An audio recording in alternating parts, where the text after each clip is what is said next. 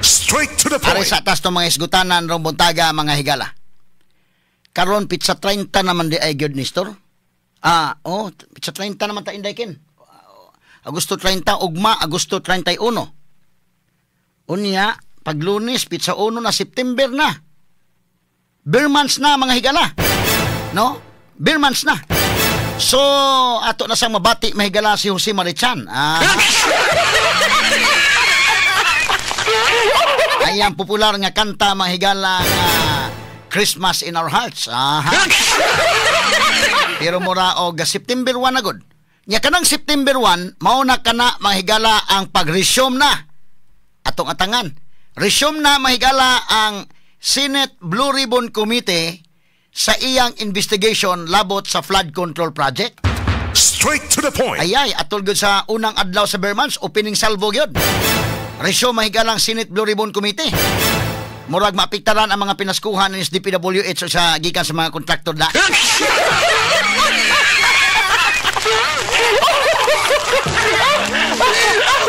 Kaya doon na, magiging mga pinaskuhan mga kaigalan, di man na malikayan. Musugod na mahigala si Jose Marichan o kanta sa tunay, whenever I see boys and girls selling lanterns on the streets. Sinsya lang mga untingog mahigala kay bida. Askang paita mga kaigsunan itong amor or less lang.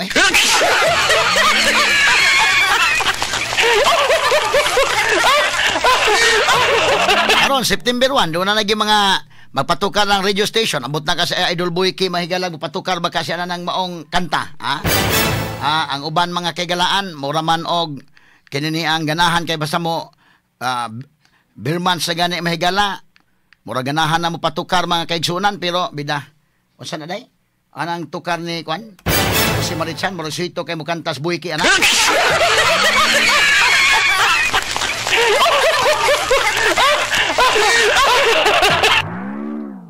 Whenever I see girls and boys selling lanterns on the streets, I remember the child in a manger as he sleeps.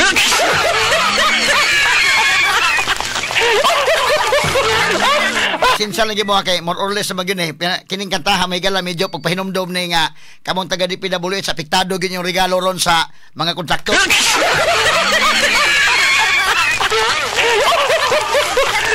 Kay dako mang problema mga kontraktor gid ron, So ang ilang ipamutos og katoto ang mga binandol unya, nga mga pinaskuhan atos Pasko medyo apektado gyud kay kaning pamilya Diskaya karong September 1 sigurado ipatawag man gyud. Mutunga naman gyud kay doon na giping pamirmahan ron nga mga supina indekin. Doon na may mga supina. Nan og dili matunga, delikado og mga contempt ni. Unya, kung makontempt ang kontraktor o mapreso ang kontraktor, unsa pa may ilang pinaskuhan unya ini ka Desembre.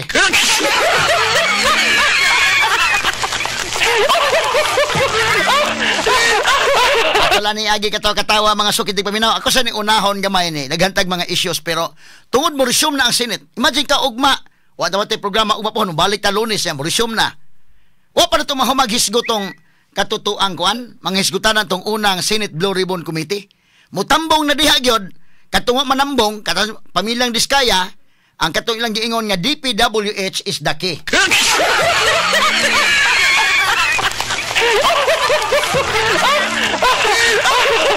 O pananglitan o kanabitong sa mga Muslim doon na sila mga sawa na sila unya doon na sila mga higalay mga ihatag nga dori by termino na day o kana mga bugay ba inighatag og bugay ni store mga sawa kaso sa kababae adto kas ginikanan pangayuan kag bugay either kwarta or hatag magkakagkuan na mga puna sa uban gani nga mohatag kag duha ka bukabaw doon na ganit tay intern diri kani adto nga ang iyang maguwang nga Muslim nga mong intern iyang maguwang na minyo ang nakahatag sa kuanday mga 1 million kuno 500,000 gihatag dito ang katunga katong ilang sakyanan mga gihatag ina pwede man mao na gitawag og bugay dori mga kahigalaan may termino ana no ihatag na manimo dito sa kababayan kung ikaw lalaki mga sawa ka mo nang di basta-basta mga sawa ka dito ni store kay kuan man kanang dako magasto ni store.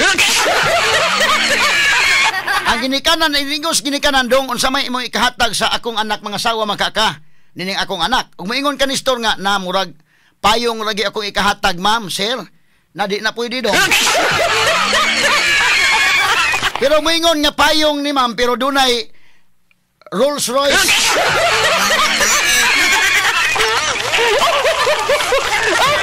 Sa sakyanan ni Indekin, Rolls Royce. Payong ni pero gipakapinan og luxury vehicle.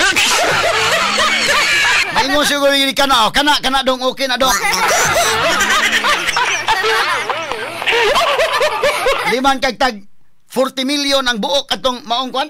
Mutago sa 56 million, 40 million to 56 million ang Rolls Royce nga naay payong mga higala, ha?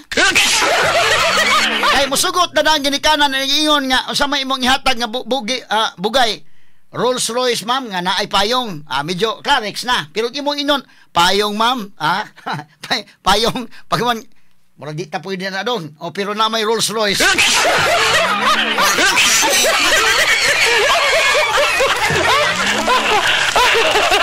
Ato lang agi katawa mga sukintig paminaw na kini si Bunuan prangka-prangka pagka-istorya kung ako'y pasultion o doon na pa'y nahabilin nga uwaw kini si Bunuan may gila dapat mo resign na siya sa iyang katungdanan. O kini si Bongbong Marcos kung dili mo resign sa Bunuan magbagahi gyud si BBM mo sikara na nil Bunuan day. O ikaw leader ka manghigala nga dili ka weak leader. Tanaw nimo kanang imong tawo may nakadaot na ng imong administrasyon. Straight to the point. Sikara na nimo nauna pa mga hinog sikad story mga higala nga niadtong iyang State of the Nation address atol sa suna sa presidente mga kagalaan iyang gitirahan ang flood control. Apan si Tory iyang gidaig. Tindog pa story. Nagtuon taon story mahigala og pinangga sa BBM. Pero gisikaran siya mahigalang John Vic Remulla. Pero kana si Bunuan. Og duda pa'y nahabilin. Nga garbo, ining Bunuan dapat ikaw Bunuan, ikaw na mo resign daan. Ay tagay kalisod ang presidente. Og di gid mo resign si Bunuan si Marcos Bongbong. Mao mahigalay mo sikad. Unsa may mga rason? Klaro kayo mahigala ato ta sa serious nga reason. Pero sa di pa tama to sa serious nga reason, alas ta sa medyo katawanan ba nga rason ba nga angay na siyang mo resign o angay na siyang tangtangon, di sa tama to sa serious, alas ta sa katawanan sa dumi, asa man tong katawanan dong. Di pangutan na siya ni Kwan, Marcolita man bebe. Asa man kani kano. Be ato ipabati ko na kani. Sige, audio. Sige, audio dong. Okay. Di mbati, be. 55, Your Honor. Ilan po? 55, Your Honor. Balik. 7 times 15. Ilan po?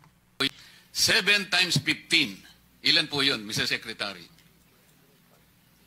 55, Your Honor. Ilan po? 55, Your Honor. Isa mo tay og ikaw taga DPWH ano mo tabang naging-ingon sa secretary nga secretary kining resign na lang bitaw secretary oy. Unsay pangutana ni Marcolita? 7 times 15 ilan po? Bida po si Marcolita oy apilon mo sa pangutana ng mga kuan. Pero expected man na mga higala kay kanang engineer go kaday, Engineer good ni mga kagalaan si kini ni ang Manuel Bunuan. So siyempre expect sa gyud kamao gyud kayo mga higalay. Or kamao gyud siya pero wa na siguro siya maanad og kwintada ginagmay.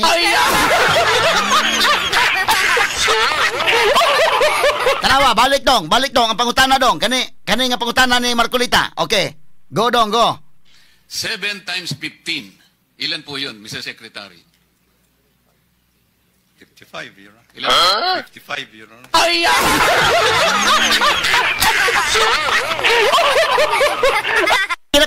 Pila. 7 times 15, pila.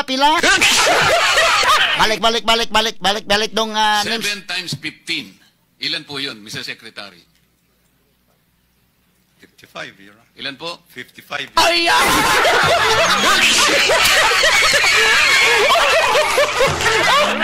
Kini ato lang giagi katawanan gamay ha pero bida.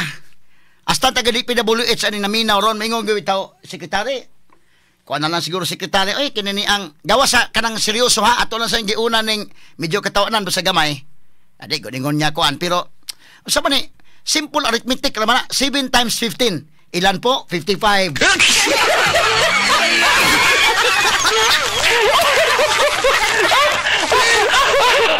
simple arithmetic di gyud madain taon og 55.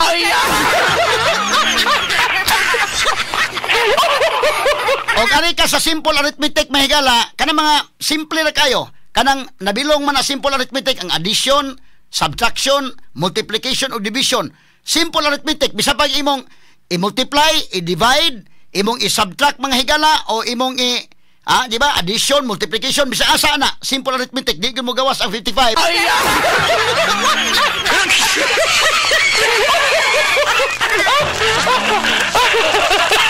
Isalan man kalakiha. Wa pay labot sa bugat nga rason ha. Kani palang daan bida. Mo resign sa bunuan anday. Resign na lang bunuan oy sus Ginoo ko.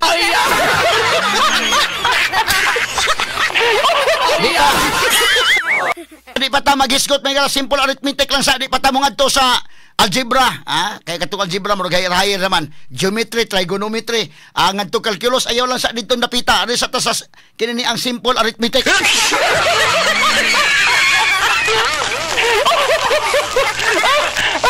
Di ba sa ingon niya pagpanaway ba, pero bidalain paminaon.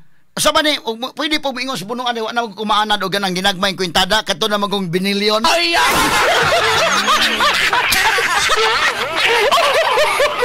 Na kanang dapita mga higala, medyo alanganin. Kani dapit ni sa medyo katawanan gamay. Adto ta sa seryoso. Asa man tong ka Marcos dong. Ni adto si Marcos sa iyang gisusi katong guni-guni gyud nga project, guni-guni. Pag adto niya wa gyud. Ghost project yun. Kani be. Ato paminahon. Well, more than disappointed. I'm actually... I'm getting very angry. This is what's happening here. Then, paano naman? Wala talaga. 220 meters, 55 billion. Completed ang record ng Public Works. Walang ginawa, kahit isang araw hindi nagtrabaho, wala. Opo. Wala kang makita, puntahan ninyo, wala kayong makita kahit na ano. Tuloy-tuloy ang pagbaha doon sa kabila. So, yes. Sir? Sir? If all of these projects were properly executed and implemented, ang laki nang nawala na problema sana sa atin at sa mga taong bayan. At saka mas magiging maayos hanggang irrigation, hanggang water supply, fresh water supply for household. Pero ito yung ginagawa nila talagang nakakapinsala ba sa mga local residents. So yes, it's no, I'm not disappointed, I'm angry. Sir, there's a COA fraud audit of Bulacan projects. Anong end goal nun, sir? Filing cases? Yes, if need be, of course. As I said, ang trato namin with all of this, siyempre marami yan. For example, falsification na ito. Yung ganito, dahil nag-report sila na completed. Hindi, kitang-kita naman na hindi completed. So immediately, that's a falsification. So that's already a very big violation. And for the big ones, talagang I'm thinking very hard to pipilahan natin sila na economic sabotage. Because economic sabotage is very clearly. Tignan natin yung utang ng gobyerno ng Pilipinas, ng Republika, ay mababawasan kung naging maayos lahat itong kasi ngayon babalikan na natin ngayon to, saan napunta yung pera, hahabulin natin, kakasuhan natin sila, how long will that take? Hindi ba? In the meantime, we have to actually still build the flood control project. Sir, nationwide yung filing. I'm sorry? Nationwide po yung filing ng cases if need be. Well, no, it depends on what our findings will be. So there's a legal team working on that. But in the meantime, we are continuing to go through the records of Public Works and all the contractors. Okay, freeze dong. To see kung Okay, kini imisita si Marcos mismo dito sa area. Guni-guni ang project. Wa diha ang project. So kay wa diha ang project, this is syndicated mga higala oy, Syndicated kini kanang migawas ang kwarta. Implemented, completed ang report. Unya, why nakitang project? My God. Sindikato kini. Apil ba ka si bunuan? Ibutang talang, why apil si bunuan? Pero nagdanghag ka. sa imong pagkasekretary. Straight to the point. Under your watch, 545 billion flood control project ang nadaot. Ano man may nga magkamahigala kini dahi, usa ka syndicated nga kawat. Kanang kontraktor, og dunay project nga i-award mahigala, himuon na dito mga project, doon na pag-i-inspector gikan sa DPWH. Naay na-assign na daghan ka ng engineers diya sa DPWH, mo inspect na dito, mutanaw na dito. Unya, dunay progress billing, ana. Di man na kausara mga higala ang billing. Dunay progress billing. O sa progress billing niyo mo diha? O inyo lang po sa contractor, pirmahin lang sir, inyan lang diha nga kanang kinini ang implemented, completed. Og ni pirma ang engineer, ang inspector, di ka mo sango dito po mga higala sa iyang labaw. Pag tanaw asaman ng mga pictures ani, simple naman kaya ni store. So nganong ni pirmahan mahimang mga pictures ani, asaman na ko ni atong susihon dito. Og ikaw po mga inspector mga higala inanang project, makuyawan sa kaog dili ni ma-appeal po ni mong boss dito, mingon ang kontraktor o di ay imo. Pirmahin na lang ni, inalang nga completed, implemented, completed. O pirma ka. Mabuking pa lang kasi mong boss. Unyang mingon ang kontraktor ay nagkabalaka, kung ay bahala sa mong boss, okay na to siya. Sumunin hitabo, subaya ko na, nganong nga, no, doon na may guni-guni. Nganong doon na may mga ghost projects. Unya hantod doon, why na nga tangtang anang ghost projects? Why na nga suspenso pa ana, Mr. Bunuan? Straight to the point. Mr. Secretary? Kani mo'y serious nga rason ha? Nga kung doon na pa'y nahabilin mga higalang uwaw, o na pa'y nahabilin nga uwaw to save mga higala sa imong naong, o at least pag-save sa Department of Public Works and Highways karon, ha? Nga kung ikaw membro ka karon, ikaw trabahante sa DPWH, purya sa mga tarong ha, napamagay mga tarong nga nahabilin, pero mura kang tibok, organisasyon, apikado rong panahon na mura di ka ganahan mahibawaan, nga ikaw mga higala empleyado sa DPWH.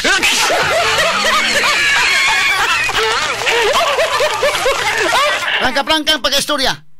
Ma-proud bago ka na nga organization in Dekin? O sakay ka karon noon, di naman sa masakay, di pa sa iruhan sa kinan na, alam mga sakyanan ng kasagaran.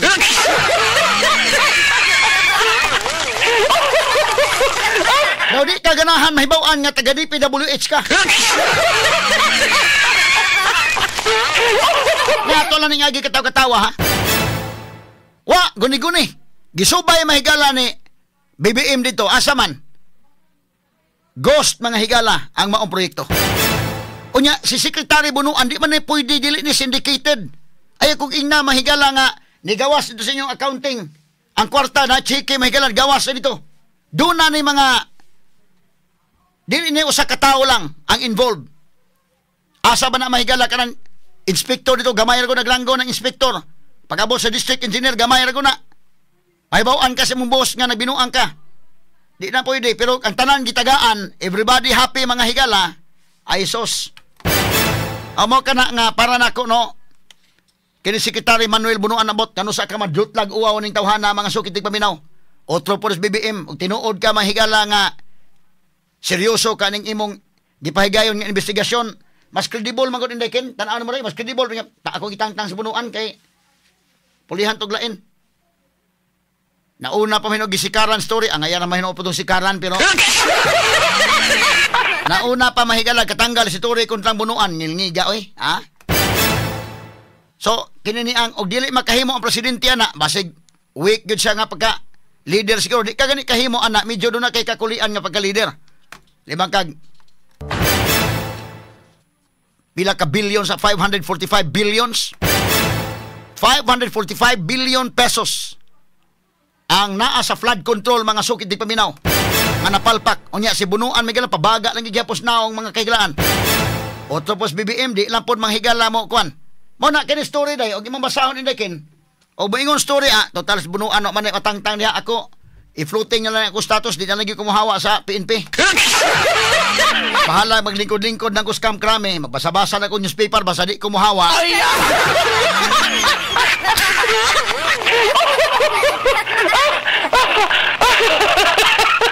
At kini mga higala dako kay ning insultos katawhan Pilipino oy. Ni ay dakong kawat mga higalas gobyerno. Walay gihimo mga kaigalaan. Naigagmay kawatan na nangawat ng isnat sa ginagmay priso na yon. Pero kining dinagko ambot lang. Wa gyud manghigala intay. Hesus Ginoo ko. Unsa naman ning kalakiha. So diha nimo mahibaw-an kung unsa ka seryoso si BBM ni niyang giingon nga iyang investigasyon. Komentaryo na walang sinisino-sino. Attorney Rufil Fernandez Baño sa Straight to the Point.